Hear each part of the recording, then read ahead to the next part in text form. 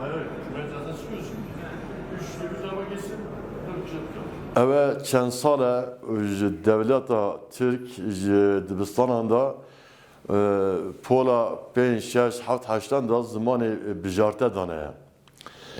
Mebesa meci eveku em iro مدكنا كولانا جو نزكي سي حزر بلاوكي مهنم اما وان بلاوكن بلاوكن و بانگوازيا كي ملتي خابكن جا ميتاباندا يعني دبستاندا زمان مي كردي زاراوا زازاكي انكرماجي بجرين و زيدترين او بكبر روجاوا دولتي و hem zedetir mamustam bir karbine hem jî ve münasebeti zamanı me em evdi bir gün bejn devleti müddetek peşta bir zamanı fermi. Yani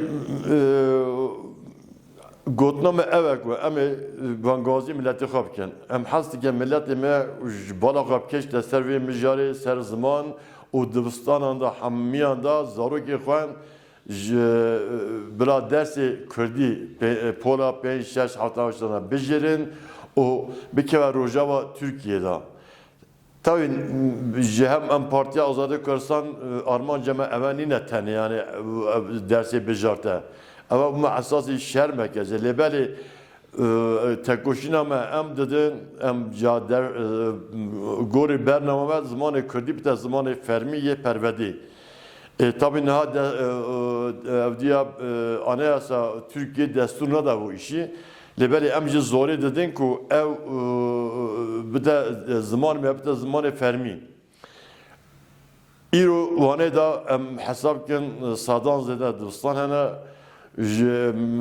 وان میتوان دا ملت ما ام بیجن 200,000 کس 150,000 200 کس زاروکی وان درسی بیجا کرمانجی زاراوا ترکیه یا کردیان زازاکی بیجره اول دیبت سردما کو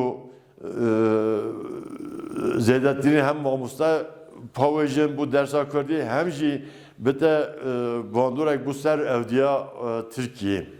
Kürdistan'da hamida evda em bajarê Kürdistan'ê hemiyan em milyonek 2 milyon insan dersê xwe bijerin yê zarawa Kurdî û Kurmacî.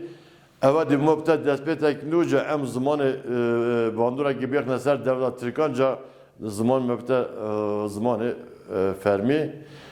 Em ve bangavazî ne biçin balavûk em bilavkên bu milletê xwe em hişyarî bizin.